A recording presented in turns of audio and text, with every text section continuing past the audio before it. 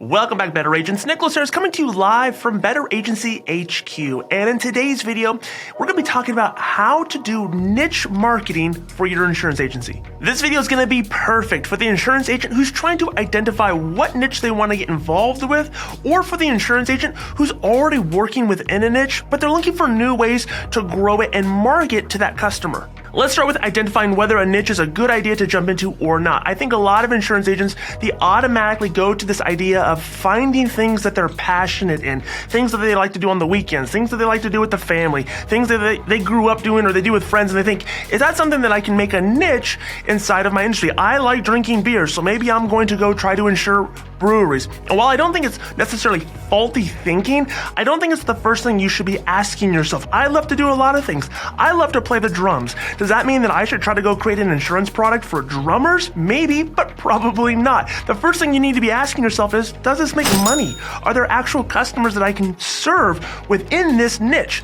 And while I think it's great to find things that you're passionate about, what I really think you should be doing with this exercise is taking those things that you're interested in, but trying to go down a further line of questioning, trying to broaden that out a little bit to see if there's actual customers there, to see if there's an actual product that you could bring to the marketplace. So while you might like to drink beer and that's automatically thinking I should go insure breweries, try to get a little bit more hyper-focused and ask a different line of questioning. Ask yourself, do brewery insurance policies make money? What's the loss ratio? How many customers are there? How many other competitors are there? We're going to dig into all of this as we dive into this video of niches and identifying who's for you. But I don't think you should just go with I really like X, so I'm going to try to insure X. While that's great for keeping you interested, it's not going to be the thing that you're going to draw on as you get down 6 months, 12 months, 12 years down the line. As you really build this out, it's got to be more than that. When considering specific categories or niches for your insurance agency, it's critical that you do some market research.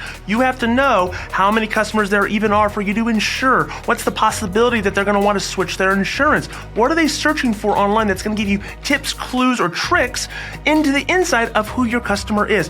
I'm going to give you 2 tech tools that you can utilize to do this market research. The first tool is SERPstat. You can go to SERPstat.com and you can do some research on what it is that people are searching for. When you go to SERPstat, you can type in the search bar anything that might be related to your niche. So as an example, let's say you want to insure coffee shops, and coffee shops are your niche or category that you're wanting to do some research on. You could type in insurance for coffee shops. You could type in coffee shop general liability or how to insure a coffee shop. You can type in anything that's related to insurance around that niche. My strong suggestion would be not to keep it regulated to just coffee shop insurance or niche industry insurance, because that's going to give you a very narrow scope. You're not going to get the full picture of what your target customer is doing online. You want to be more contextual. You want to broaden out that search a little bit. So instead of just coffee shop insurance, it's how to start a coffee shop. What insurance should I get if I want to open a coffee shop? You want a combination of very large, broad, long tail keywords, and you want just coffee shop. You want just things that are around the idea of people who are searching around their coffee shop. So it could be best equipment for a coffee shop, best espresso maker for a coffee shop. Where do I buy cups or lids or beans for my coffee shop? You want to see who is searching for what, because there are going to be other ways that you can get in front of this audience that don't just rely on insurance. Insurance is just the very bottom of the funnel. It's just very specific. And while that's good, that's going to be very narrow and also very expensive over time. And you want to try to broaden that funnel out a little bit. You want to get more people who are in your target market to be within that sphere or that ecosystem of what it is that you're trying to promote. So you want to do market research on the things that they're searching for on Google. You can do this at SERPstat.com. I want to say it's about $70 a month. You could pay for it monthly, so you can sign up for 1 month and then you can dip if you've done all of your research. But I would encourage you maybe consider keeping this around for a little bit longer, because you might want to get some other ideas or figure out new ways to get in front of people. And this is a great way to see what people are searching for. Now, another key way of figuring out what people are doing online is to not just go to google.com, but you actually want to go to youtube.com. YouTube is the second largest search engine in the world, and a lot of people go to YouTube because they're trying to learn something or they're trying to be involved in something very particular, and video is a great format. Obviously, we're here on YouTube. You're watching this video because you like YouTube, but so do a lot of other people. So a tool that I like to use is vidIQ. vidIQ allows me to do the same thing that SERPstat does. There's a free version and there's a paid version. I can search for coffee shops. I can do the same type of methodology where I'm going very long form in my keywords and very narrow in my keywords. And I'm just saying, okay, how many people are looking for content, related to starting a coffee shop? So it's going to show you the search volume. It's going to show you how broad that is or how competitive that keyword is, and you can kind of weigh and balance what it is that people are doing both on Google and on YouTube to really get a full picture, a full scope of the behaviors that they're doing or the content that they're watching. This is great market research to determine what sort of content should I make. How likely is it that this is going to be content that people actually want to engage with or consume? You can get a really good idea for the people who are researching this stuff on both SERPstat and vidIQ. Another great way to do market research is to check on your competitors. You want to go to Google, you want to do the search, coffee shop insurance, and you want to see how many people are making ads. You want to look at the very top of the search result, you want to look at the bottom of the search result, and you want to see how many companies of my competitors are running ads to try to get the same customer. You want to look in the middle of the search result. You want to see, are there local agencies showing up in the map pack? Are there people writing blogs? Is there a lot of stuff here where people are trying to go after the same exact customer? Because if you're trying to get into a niche and you don't plan on making any content, you don't plan on running any ads, you are going to have a tough uphill climb and battle trying to compete with all these other people. But competition allows you to kind of focus on two things. One, is there a market to be served here? Are there customers searching for this thing? But then also it gives you an idea, is this too competitive? Are there too many people that I'm going to have to fight against to try to get an edge or an angle? And if it's kind of that middle ground where there's some content and there's some people running ads and maybe it's very broad in what they're targeting, you'll get an idea for looking at the ad. Again, if the ad says insurance for your coffee shop, click here. That's something that they're targeting specifically. But if it's just business insurance for your small business or something more broad, you get a better idea for what it is that they're targeting. You're going to know if this is something that I want to jump into. Am I going to jump into a red ocean where there's just a lot of competition, or am I jumping into something where there's some opportunity here?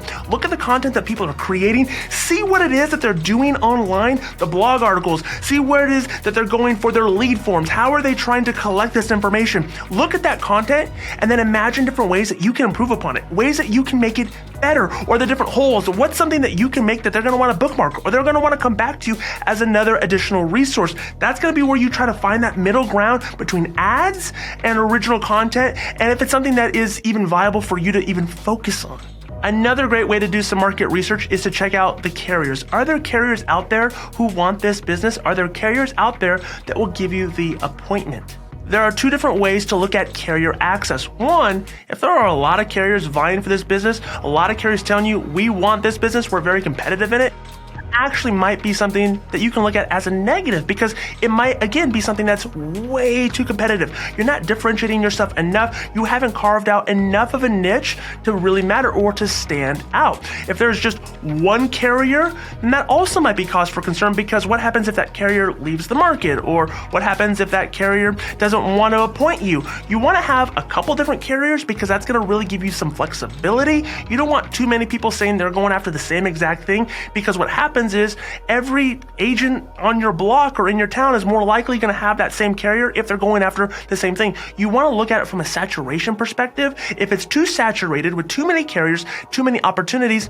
that could be a little bit of a red flag. But if it's somebody that is saying, hey, we'll give you an appointment, or go through this MGA route for 6 months, a year, let's build up a book of business, and then we'll give you a direct appointment, that could be looked at as somewhat of a good thing.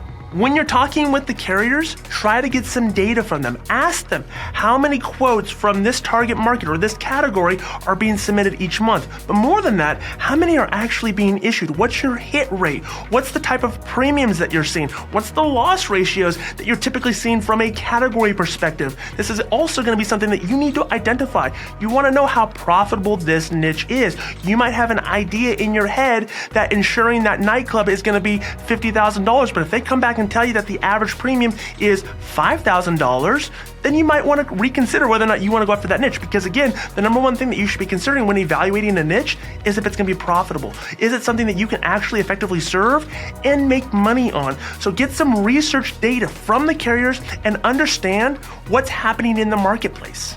Now, before we get into marketing to your niche, I want to give you one more thing to consider when doing your market research, and that is answering the question, is there any revenue expansion within the niche? If you're approaching a niche or a category where you can only write one or two different lines of business, that might be a red flag whether or not you want to continue to approach that niche. You want to look at it and say, are there other lines of business that we can write? Are there other opportunities where we can expand our revenue? Because if we lose one policy, there's a good chance we might lose the entire account. You want to look for different hooks, different angles, different ways that you can grow revenue inside that niche. And it doesn't just have to be insurance. For those of you who are writing large commercial, it could be fee driven.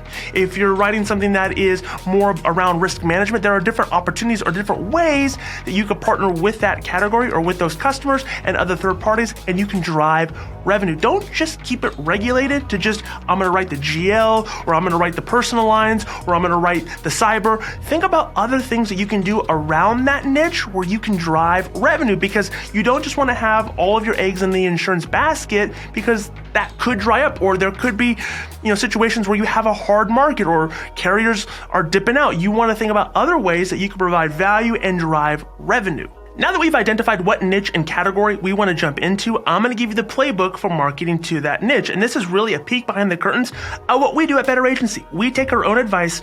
We eat our own dog food. We are a niche software product. We only serve insurance agents. In fact, we only serve independent P&C insurance agents. So everything that I'm going to talk about here in this next segment is things that we do. And I know it works because it works across all categories. It can work in your agency. And it's going to be very tactical, very granular. You don't have to do everything, but you should consider doing most of the things on this list. The first thing that you should do is you should make sure all of your social profiles and all of your web presence is completely separated. If you have an insurance agency website that is just for the general public where people can go, they can contact you, they can learn about the products and services that you offer, you want to make sure that the niche stuff is mentioned there, but really you want to have your own website or your own web presence for that niche. You want to have all of your social profiles be for that niche alone, because what happens is your target audience, your customer, the one that's coming to you for that niche, goes to your agency website, and then they see you talking about auto insurance, they see you talking about everything, and they're looking at it and saying, I just need to get insurance for my wine collection or my golf cart. I don't know what this is. It's confusing.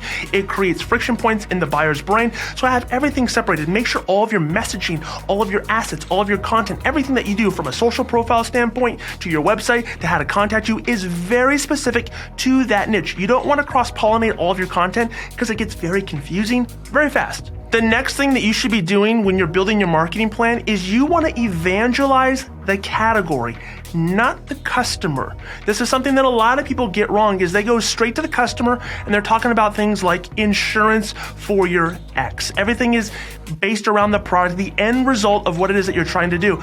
And that strategy creates a lot of people to not care. They're not interested. You want to evangelize the category that you are building. If you go to the Better Agency YouTube channel, you'll see some content there for Better Agency. But most of the content that we make, including this content piece here, has nothing to do with Better Agency. It has nothing to do with our software. We're not even selling our software on this video, but we evangelize the category. We're trying to build up things that are going to help our customers and prospects, whether they use Better Agency or not. We're talking to the end user. We're talking to the viewer. It's very unlikely that if you're watching this video, you sell cars. It's very likely if you're watching this video, you're in the insurance industry. You want to think about your content strategy just like that. You want to talk about the things that are related to the things that they do. You want to talk about how to help them in every area. You want to be the person that they think about when it comes to all the things. You want to establish yourself as that expert.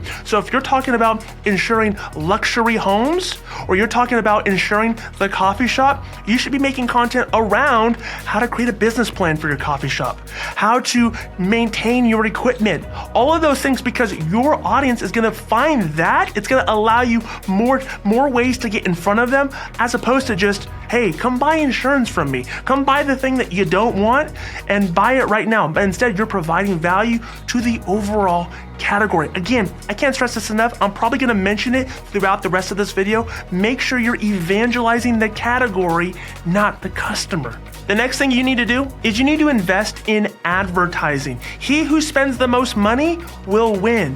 You can have the best product, you can have the best service, but in this pay-to-play nature of the internet, if you're not running ads to your target market based on the things that they're searching for in a broad form, in a very targeted way, and if you're not running them to dedicated landing pages, if you're not getting in front of them with paid advertising, you are not going to get the traction that you want. Make sure you are running paid ads. You can do this on Google. Make sure you're running Google search ads. Let people know how they can get in contact with you. Let people know how they can learn more. People who are completely unaware that you even exist, you have to be able to show up. So make sure you're not just making content and evangelizing the category, but make sure you're also running ads specific to your end user. Let them know how to find you. Let them know how to do some research on you. Run it to dedicated landing pages where the ad matches the landing page. Don't run an ad for Corvette insurance to your general agency website. Nobody's gonna take action. You're gonna kill your conversion rates. So make sure you're running those very focused,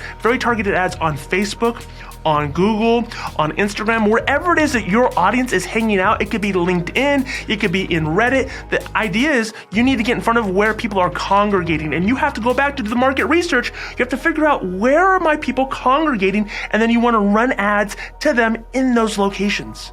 But what happens when you run out of ad budget? Or what happens when you've tapped all that you can out of paid advertising? The next thing you need to do is you need to find third parties that are going to send you business. This could be centers of influence, referral partners. This could be influencers. You need to find other people where you can get in front of their audience that share a similar audience, or they talk to the same types of people that you do. It could be from categories and industries that have nothing to do with insurance. But again, if you're talking to people who want to insure their wine collection, you maybe want to get with a sommelier. I think I said that right. You want to get in front of people who own vineyards, or people that do the harvesting, people who are talking to the same exact groups of people, not necessarily regulated to what it is that you're offering, and you want to do cross partnerships with them. You want to hack into their audience. You want to find those referral partners. You want to make them evangelists for you. You want to allow them to distribute your content because it brings value to their audience. This is stuff that you need to identify. You need to go out and you need to locate who are the people that can be big voices for what we're doing,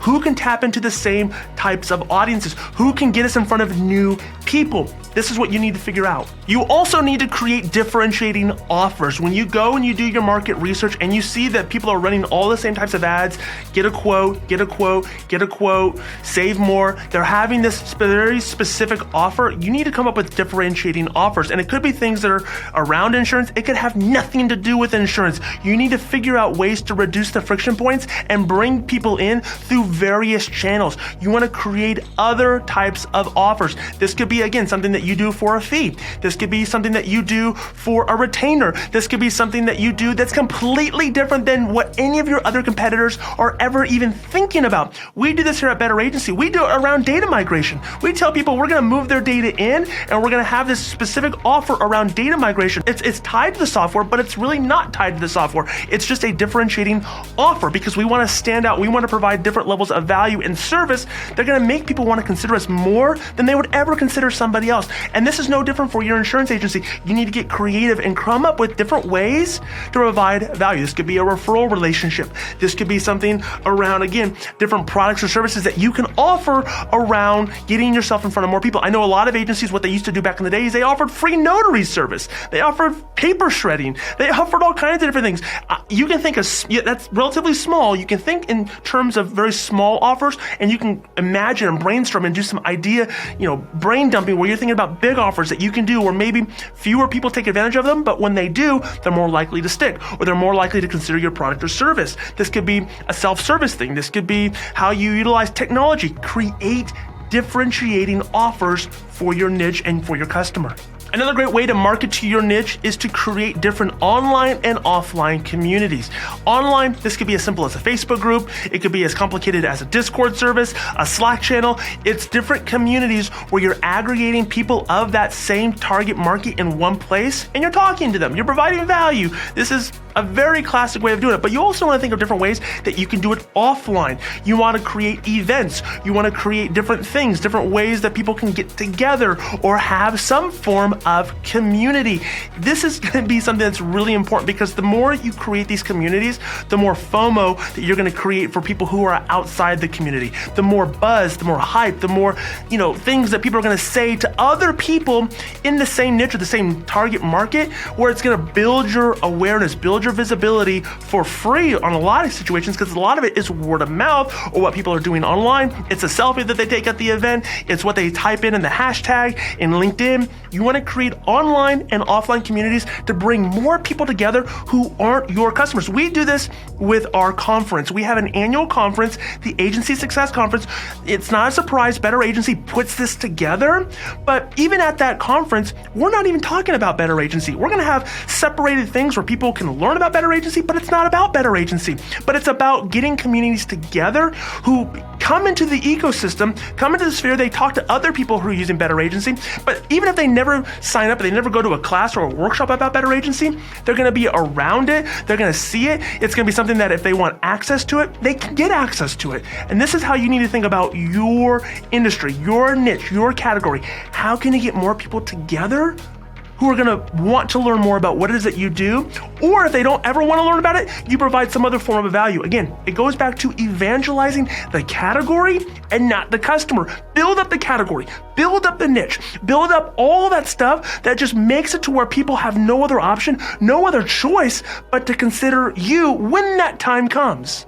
We talked earlier about revenue expansion when doing your market research, but this is something that you should be taking into your marketing strategy as well. You want to be looking at different ways that you can grow revenue by expanding your opportunities. Insurance is regulated by the state, so you need to be asking yourself, should I get licensed in other states? Should I take advantage of other opportunities? Should I expand my footprint? What other types of ways can I do this? Can I go after a different language market? So maybe if there's an untapped market for people who are in the same niche but they speak Spanish, can I go try to hire somebody, train them, and build out a niche in a different language? There's all kinds of different ways that you want to think about market expansion and revenue, so that when all these other different opportunities kind of either they dry up or they don't hit like you want them to hit, you have other sticks in the fire so that you can bring in opportunities. You can grow your revenue. You can talk to new people. You want to figure out different alternating markets, whether it's by geography, by language, or by subcategory niche. So if you're dealing something with luxury cars, try to drill down even more and become the expert when it comes to Ferraris or Teslas or whatever the case might be. When it's something in the business world, figure out different ways that you can grow opportunities by expanding your footprint so you can capture more of that market. When it comes to niche marketing or marketing in general, the next thing you need to be doing is you need to be subscribing to this channel. You need to be watching our videos on our regular content. Make sure you're subscribed to the channel. Make sure you like this video, and we'll see you again on the next video.